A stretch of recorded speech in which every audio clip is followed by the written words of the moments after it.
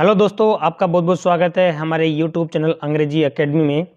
Dear students, आज का जो हमारा सेशन होगा वो जो आपके सेंटेंसेस होते हैं, सिंपल, कंपाउंड, कॉम्प्लेक्स, फ्रेज हैं, क्लोज हैं, उनके ऊपर कैसे आपसे क्वेश्चंस पूछे जाएंगे और उनका आपको आंसर कैसे देना है, ये सारे डिस्कशन आज हम इस सेशन में करने वाले हैं। देखिए, बहुत ही इंपॉर्टेंट क्वेश्चंस हैं, आपकी एग्जाम में आपके लिए बहुत ही उपयोगी प्रूव होंगे। तो देखिए, पहला 1 to 1 एक्सप्लेन करेंगे। पहला क्वेश्चन है, चूज द करेक्ट स्टेटमेंट। आपको 4 ऑप्शन दिए गए हैं। इन 4 ऑप्शन के अंदर आपको ये देखना है कि जो स्टेटमेंट दिया हुआ है वो करेक्ट कौन सा है। तो पहला स्टेटमेंट है, ए complex sentence contains 2 dependent clause. यानी कि एक कॉम्प्लेक्स सेंटेंस होता है, उसमें 2 डिपेंडेंट क्लोज होती हैं क्या? नहीं होती हैं। दूसरा, ए compound sentence contain an independent and A dependent. तो कंपाउंड सेंटेंस में यहाँ पे एक एक की बात कर रहा है, इसलिए एक नहीं 2 या 2 से अधिक हो सकती है। तो ये भी क्या हो गया? रॉन्ग हो गया।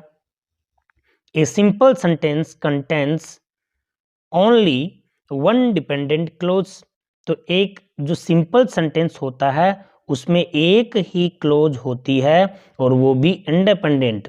देखो, जो क्लोज होती हैं, वैसे तो सिंपल जो सेंटेंस होता है वो अपने आप में ऑलरेडी एक ही क्लोज होती है, और वो चाहे प्रिंसिपल क्लोज बोल दीजिए उसको, चाहे उसको इंडिपेंडेंट क्लोज बोल दीजिए, वो किसी भी दूसरी क्लोज पर डिपेंड नहीं रहती है, क्योंकि उसके अंदर एक ही फाइनाइट वर्ब होती है। वह सिंपल सेंटेंस कहलाता है और वह इंडिपेंडेंट क्लोज होगी। समझ आया आपको? यानी कि क्लोज होगी वो कॉम्प्लेक्स और कंपाउंड सेंटेंस में ही डिपेंडेंट या इंडिपेंडेंट ये होंगी। बाकी सिंपल सेंटेंस में अपना एक अलग इंडिपेंडेंट क्लोज होगी, यानी कि वह सेंटेंस जो होगा एक ही फाइनाइट वर्ब वाला, वह इंडिपेंडेंट होगा। समझ आया? तो स्टेटमेंट करेक्ट बोल रहा है, तो ये सी ऑप्शन आ जाएगा इसके अंदर। अगला क्वेश्चन में, विच of the following is not a simple sentence. तो देखिए, मैंने जैसे अभी आपको बताया कि जो सिंपल सेंटेंस होता है उसमें एक ही फाइनाइट वर्ब होती है, और फाइनाइट वर्ब क्या होती है आपको सबको पता है, जो नंबर और टेंस से चेंजेज हो जाती है वह फाइनाइट वर्ब होती है, और एक ही फाइनाइट वर्ब होगी वह सिंपल सेंटेंस कहलाएगा। अब इसमें कह रहा है कि नॉट ए सिंपल सेंटेंस, नहीं है। अब देखिए कौन सा नहीं है, तो आपका ऑप्शन ए में she perform gracefully in the competition. तो यहाँ पे एक ही फाइनाइट वर्ब है, ये सिंपल है। Ryan is a brave boy, एक ही फाइनाइट वर्ब है, ये भी सिंपल है। दूसरा, Clara is coming to India this weekend, ये भी सिंपल है, इसमें एक ही फाइनाइट वर्ब है। उसके बाद में देखिए, इसके अंदर 2 क्लोज होगी, इसका मतलब ये क्या नहीं है? सिंपल सेंटेंस नहीं है। आपका आंसर इसमें डी आ जाएगा। उसके बाद, whose father is respected by all, ये एक सेंटेंस है। देखिए, अब इसके अंदर ये कह रहा है कि द गिवन क्लोजेस, जो नीचे दी गई जो क्लोज है ना, इसमें वो वाली जो ऊपर दी गई जो क्लोज है वो किस चीज का एक्ट करती है? Act as N.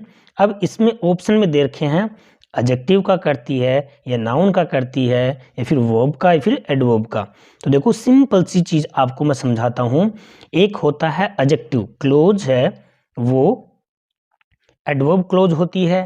जो एडवर्ब का इसके अंदर आपको इंडिकेशन मिलेगा, जैसे कोई भी सेंटेंस होता है और वो उसके ऊपर डिपेंड होता है, क्लोज बनती है किसकी? कॉम्प्लेक्स सेंटेंस में, तो वो एडवर्ब, और एक होती है नाउन क्लोज। वैसे ही एक होती है एडजेक्टिव क्लोज, जैसे कि ये एडजेक्टिव क्लोज ये क्या बताएगी? यहाँ कोई भी नाउन आएगा, यहाँ की कोई क्लोज आएगी, उसकी विशेषता बताएगी। जैसे I know the man, okay, whose father is respected by all. तो यहाँ पे हु इज फादर, किसका, इस आदमी का। तो ये इसकी विशेषता बता रही है, ये इसको क्वालिफाई कर रही है। इसका मतलब ये वाली क्लोज है वो एडजेक्टिव क्लोज हो गई। तो आंसर क्या आ गया, एडजेक्टिव आ गया। समझ में आया क्या आपको?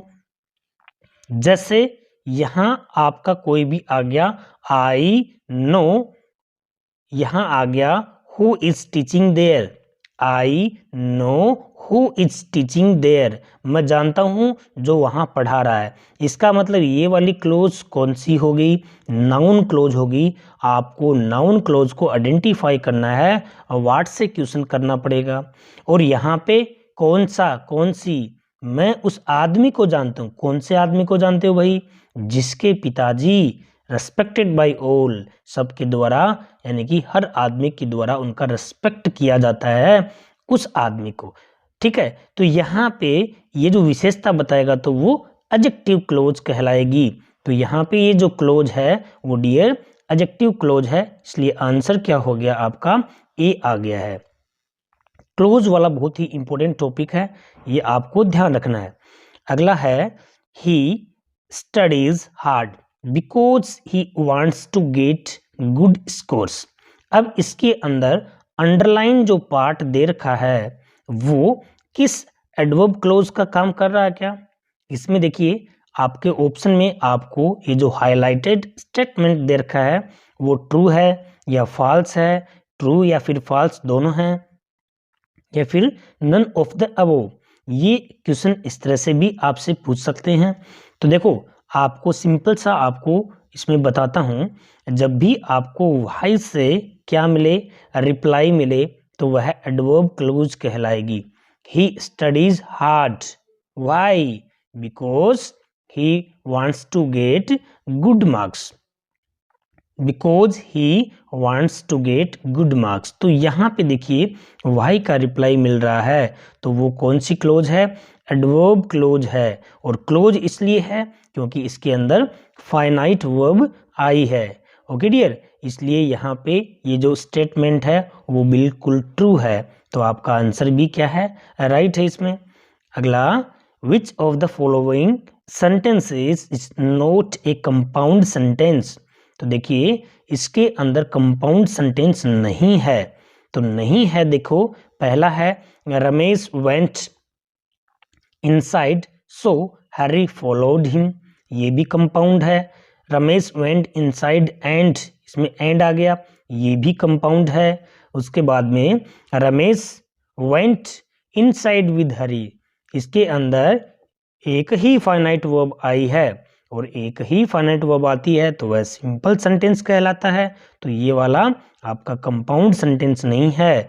बाकी सारे के सारे इसमें देखिए दो क्लोज हैं और यहाँ पे जो कंजक्शन से जुड़ी हुई हैं, तो यहाँ जो है ये वाला आपका आंसर हो जाएगा।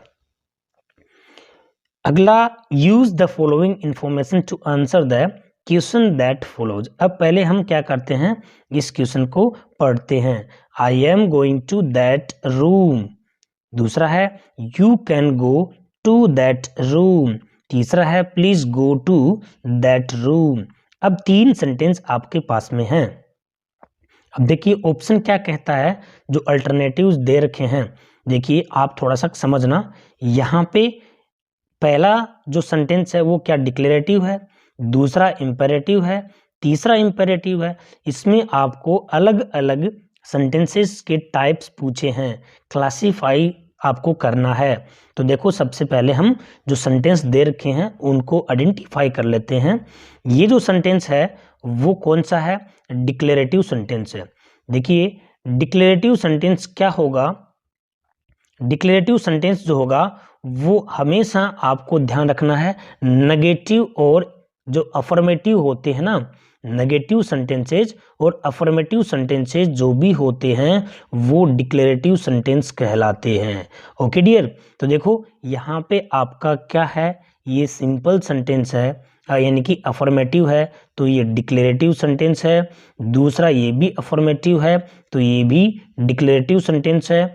और यहाँ पे इंपेरेटिव सेंटेंस कौन से होते हैं, वर्ब की फर्स्ट फॉर्म से स्टार्ट होने वाले, डू नॉट से स्टार्ट होने वाले, प्लीज और काइंडली आने वाला, लेट वाला, तो यहाँ पे प्लीज और काइंडली आया है तो ये इंपेरेटिव सेंटेंस हो गया। तो डिक्लेरेटिव, डिक्लेरेटिव और इंपेरेटिव। अब देखते हैं ये वाला कौन से आंसर में है। ऑप्शन में बी वाले में है डिक्लेरेटिव, डिक्लेरेटिव एंड इंपेरेटिव, तो आपका आंसर बी हो जाएगा। ओके, अगला, आई सा ए कार विद रेड व्हील्स। ये जो अंडरलाइन पार्ट है क्या वह क्लोज है? ये ए कार विद रेड व्हील्स, तो देखो क्लोज क्या होती है? क्लोज देखो दोनों का डेफिनेशन समझना आप लोग।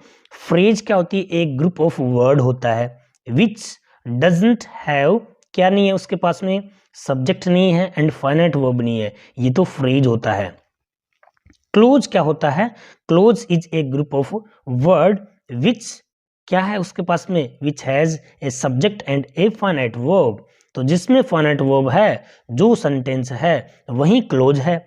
अब इसमें अंडरलाइन पार्ट को पूछा है तो इसमें ना सब्जेक्ट है ना इसमें कोई वर्ब है, फाइनाइट वर्ब, और ये वाला आपका क्या बना हुआ है?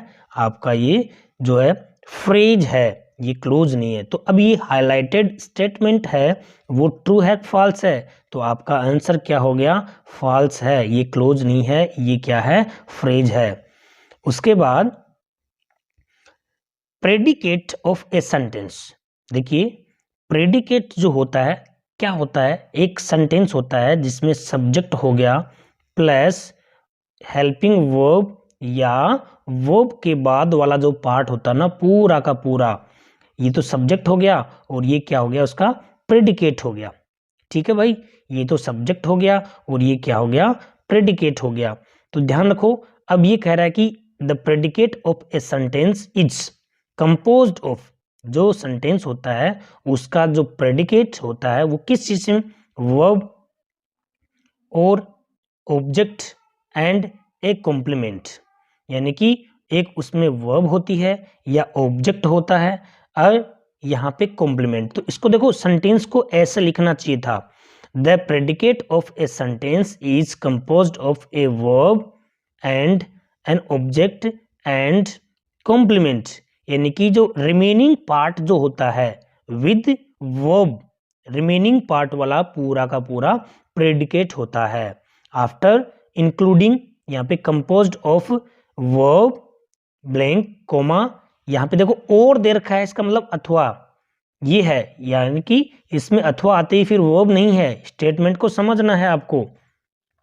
एंड अगर आता तब तो हो जाता, लेकिन यहाँ पे वर्ब या ऑब्जेक्ट, इसका मतलब वर्ब नहीं है, इसका मतलब ये स्टेटमेंट क्या हो गया? रॉन्ग हो गया। प्रेडिकेट हमेशा किससे मिलकर बनता है? वर्ब एंड ऑब्जेक्ट, यहां और आना चाहिए था। समझ रहे हो ना मेरी बात? इस तरह से ये स्टेटमेंट जो है वो रॉन्ग है, यहाँ पे फॉल्स स्टेटमेंट आ जाएगा। आपका आंसर क्या है इसमें? बी है। उसके बाद to play professional tennis is good. देखो अब यहाँ पे टू प्ले प्रोफेशनल टेनिस, ये इसका सब्जेक्ट है क्या? हाईलाइटेड स्टेटमेंट क्या कह रहा है? इसका सब्जेक्ट यहाँ से लेके यहाँ तक है, इसका पूरा का पूरा, समझ रहे हो ना? तो यहाँ इसका जो हाईलाइटेड स्टेटमेंट है वो ट्रू है, यानी कि पूरा का पूरा सब्जेक्ट ही बता रहा है, तो सब्जेक्ट है इसका, तो आंसर ए आ जाएगा।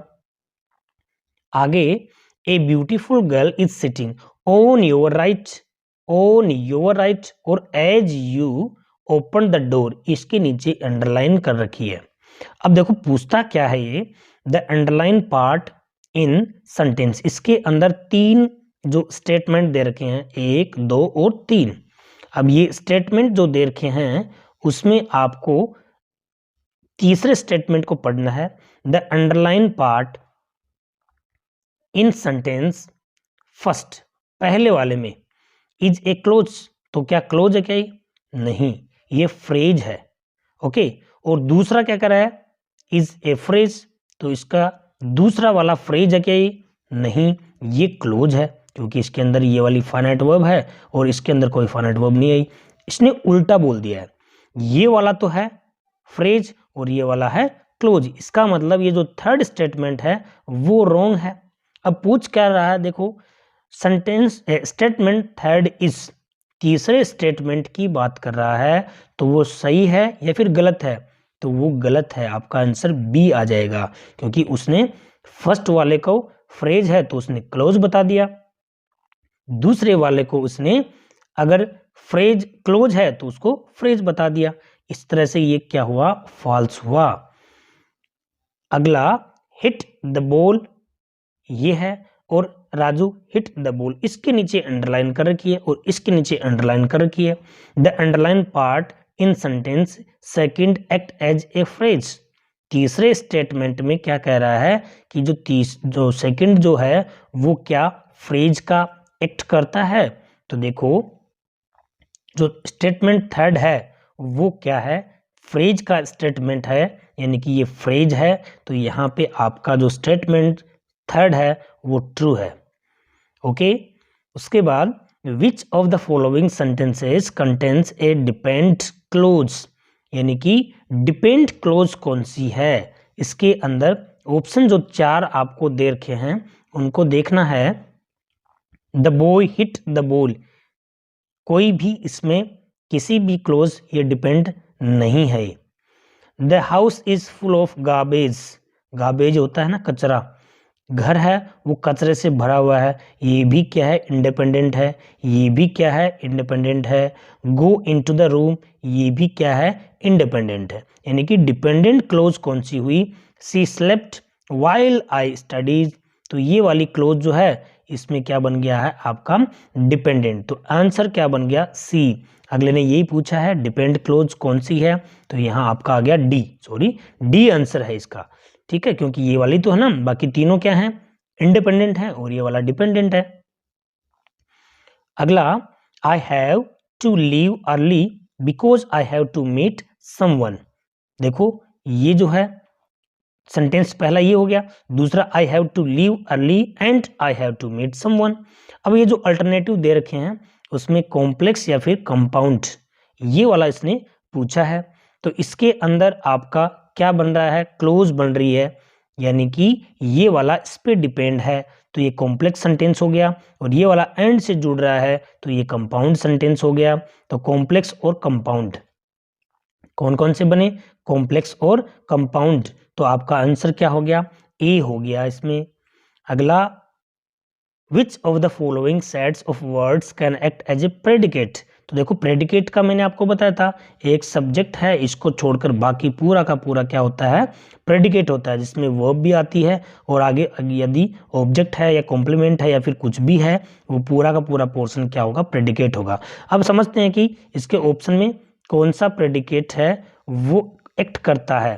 तो देखो काव्या सब्जेक्ट है, प्रेडिकेट का काम नहीं करता है।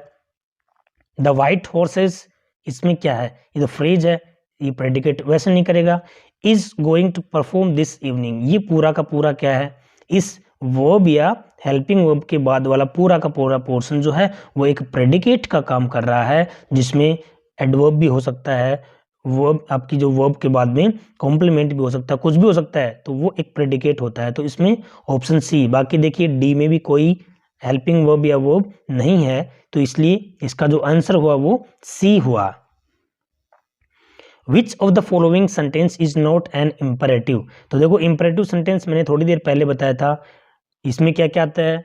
प्लीज काइंडली आते हैं, वर्ब की फर्स्ट फॉर्म आती है, लेट आता है, ठीक है, डू नॉट आता है, तो ये वाला इम्परेटिव है, ये वाला इम्परेटिव है, इसमें प्लीज आ गया तो ये वाला इम्परेटिव है।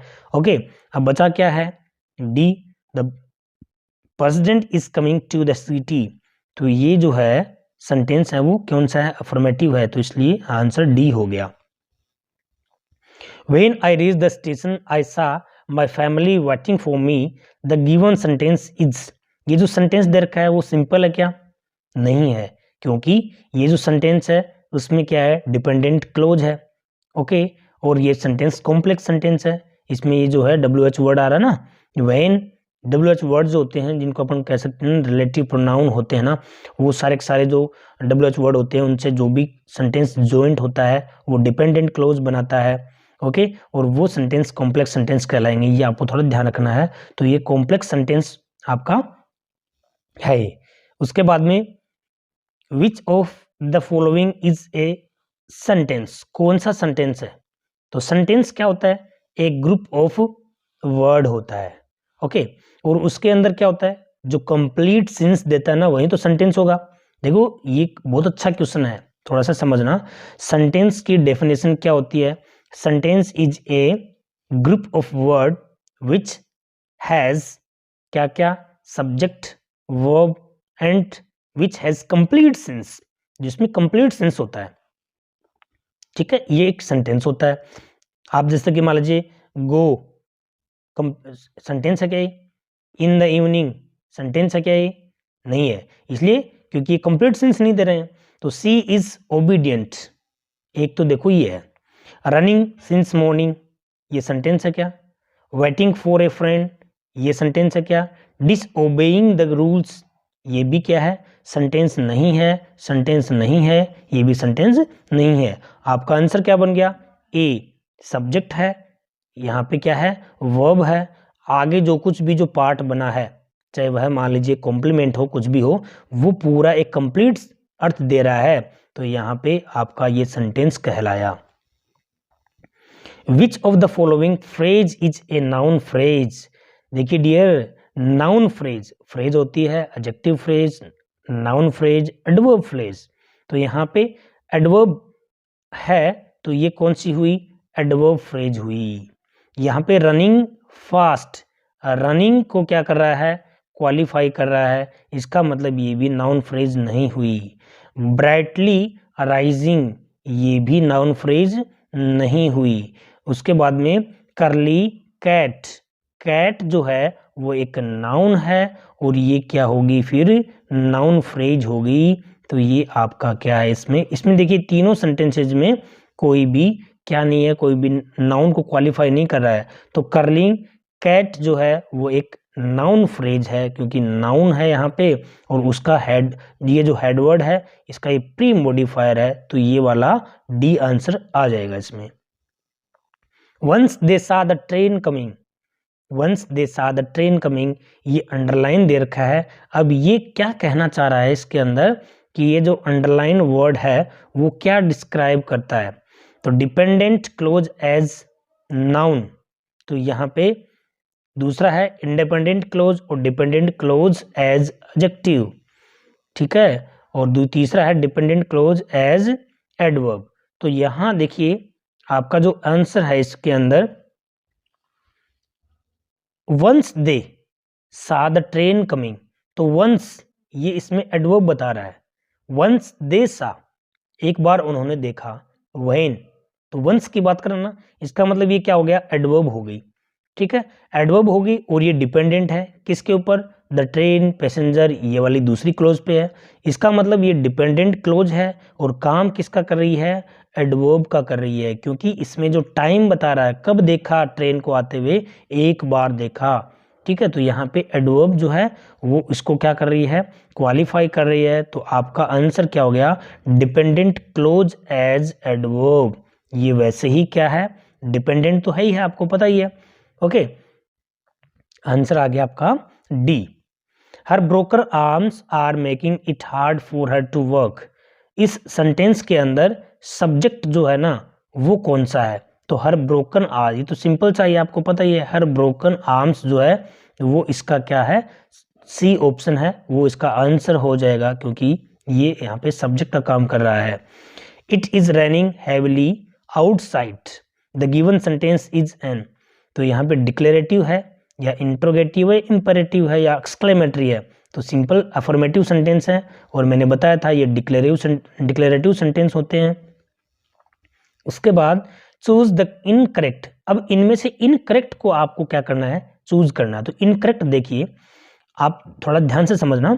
ए फ्रेज, जो फ्रेज होती है, is without a subject and A predicate, तो फ्रेज जो है वो बिल्कुल सही सेंटेंस है, ये स्टेटमेंट बिल्कुल सही है, क्योंकि फ्रेज के अंदर कोई सब्जेक्ट नहीं होता है, कोई प्रेडिकेट नहीं होता है, इसका मतलब ये स्टेटमेंट सही है। Phrase is also called a sentence, phrase को सेंटेंस कहते हैं क्या? नहीं कहते हैं फ्रेज को सेंटेंस। फ्रेज का कोई भी सेंटेंस फ्रेज है वो सेंटेंस होता है, वो फ्रेज नहीं होता है, वो तो क्लोज होता है। आंसर तो आपका क्या हो गया? बी हो गया। बाकी भी देख लीजिए, ए phrase doesn't express complete thought, बिल्कुल सही है, क्योंकि फ्रेज होता है वो कंप्लीट सेंस नहीं देता है।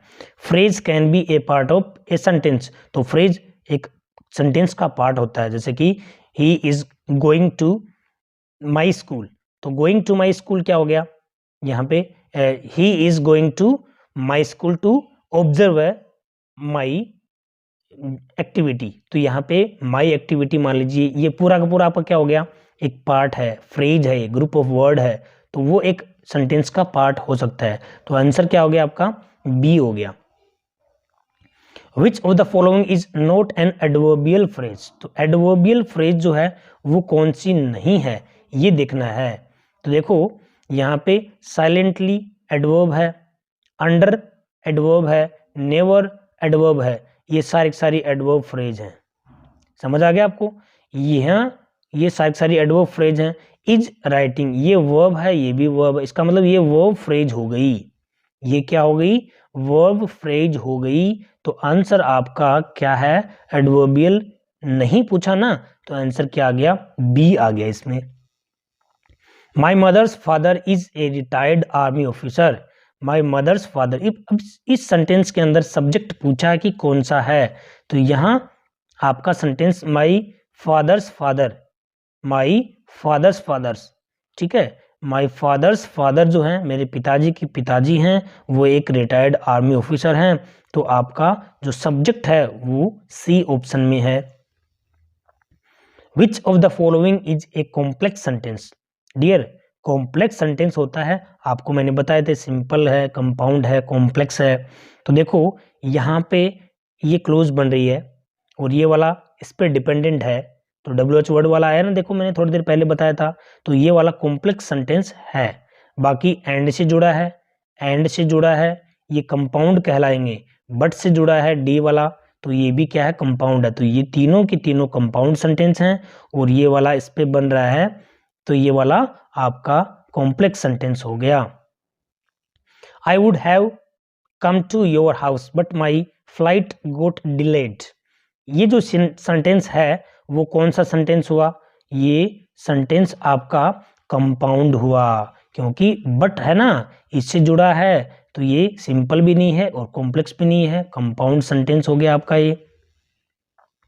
George saw a suspicious bag beside the gate of his house, इस सेंटेंस में okay represents as an adverbial phrase, adverbial phrase कौन सी है, तो देखो सस्पिशियस बैग प्लेस्ड, ये भी नहीं है, जॉर्ज सा ये भी नहीं है, और यहाँ पे बिसाइड द गेट ये एडवर्ब है, इसका मतलब ये वाला क्या हो गया, बिसाइड द गेट, डी जो है ये इसकी एडवर्ब फ्रेज हो गई। The students whose name are on the list will be performing in the cultural feast, which of the following set of word represent an adjective clause, देखो adjective clause का मैंने आपको बताया था कि वो किसी न किसी नाउन की विशेषता बताएगा।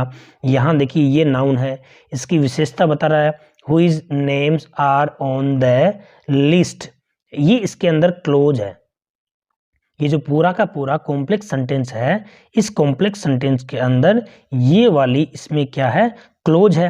अब ये वाली क्लोज है तो कौन सी क्लोज हुई, क्लोज मैंने आपको बताया था, आपकी जो एडवर्ब क्लोज है, एडजेक्टिव क्लोज है, नाउन क्लोज है। यहाँ पे ये जो नाउन की विशेषता बताए वह एडजेक्टिव क्लोज कहलाता है। अब इसने एडजेक्टिव क्लोज पूछी है, क्लोज आपको पता है सब्जेक्ट आती है, उसमें फाइनाइट वर्ब आती है, तो यहाँ the students whose name are on the list, अब देखो इसके अंदर ये तो पूरा स्टूडेंट्स ये हो गया, अब इसके अंदर ये तो क्लोज थोड़ा बनाता है, ये तो स्टूडेंट्स को भी ले लिया इसने, तो यहाँ पे पूरी की पूरी क्लोज है वो ये है, whose names are on the list, ये वाला इसके में एडजेक्टिव क्लोज है।